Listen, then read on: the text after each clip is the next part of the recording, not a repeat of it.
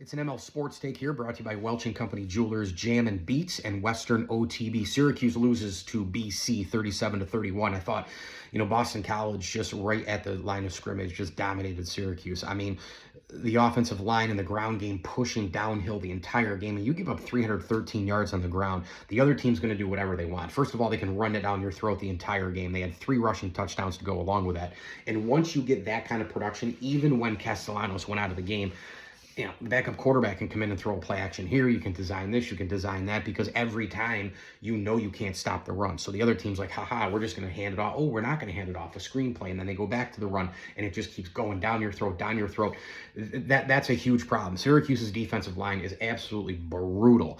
And the offensive line for Syracuse is dreadful as well. I mean, Kyle McCord was running for his life today, and yet he still had 392 yards and 2 touchdowns. He still almost bailed him out. And I know Syracuse gave up the safety and all the rest, but this game was lost way before that. And because the ground game was downhill, because Syracuse kept giving up offensive possessions because the offensive line was so bad, and I know McCord missed a couple of people in this game, I get that, on key downs, but when you lose at the line of scrimmage like this over and over and over again, it's really hard to get a rhythm. I mean, you're going back to pass, and even as much as you want to get it out of your hands quickly, you want, Meeks gets open, Gasson gets open, Allen gets open. They all had awesome games, the 3 of those guys, I thought.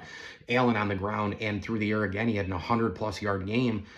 But my God, McCord has no time in this game, and then your defense is exhausted because you're constantly going back over to the other side trying to stop the run, getting pounded in the face. How many tackles can you make if you're Barron and Grant and Wax and all these guys, and Bellamy and Clark?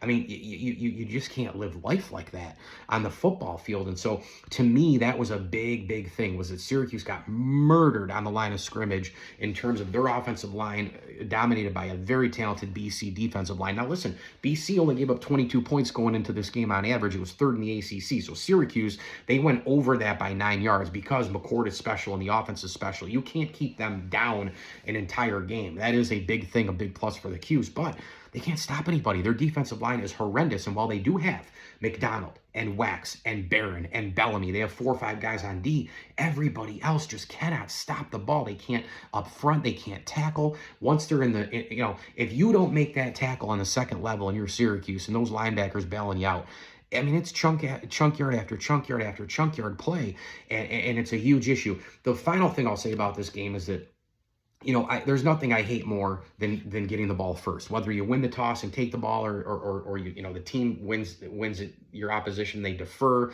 I hate getting the ball first. You got to score at least a field goal on that every time. Otherwise, you're just wasting a possession, right? That's literally what it is like taking the ball first. And Syracuse, even though this game was tied at 14-14, the offense looked ugly. Freaking slow start again, by the way. Syracuse took the lead 21-14. You started to feel pretty good because you're like, okay, they have the lead, and now BC's going to have to throw it. But they kept at it. They kept running, and then BC scores, and then they get the safety, and then the momentum changes. Then they get another score, and they're up 9. And at that point of the safety, it was absolutely positively a situation where I thought Syracuse, physically and mentally now together, had to play from behind. And they couldn't get back up over. Now, they did cut it to 2, but then BC scores. And it was just from behind there, back end of third quarter into the end of the game.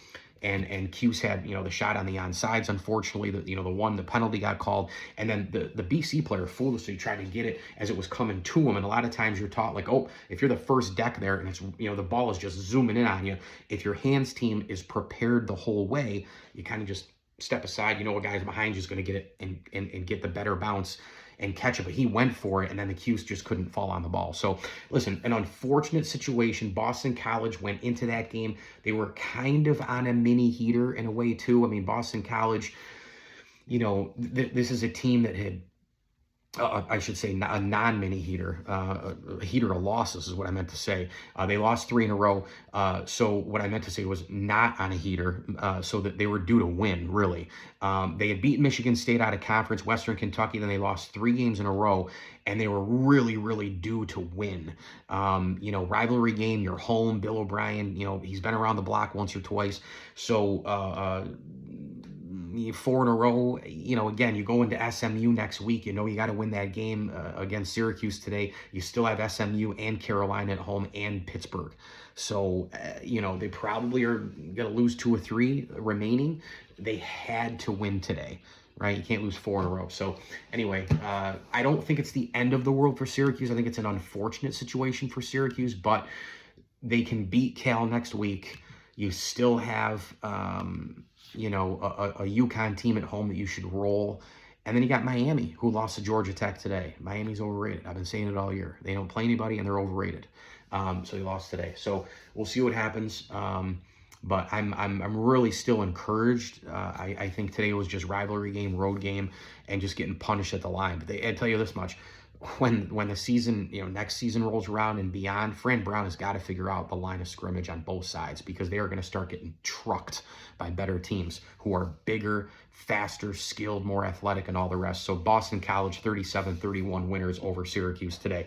ML Sports Take brought to you by Stanley Law Offices, Burn Dairy, Stumble and Monkey Brewing Company, and Brewerton Ace Hardware. Please like this video and subscribe to my channel. And as I always tell you, enjoy the games.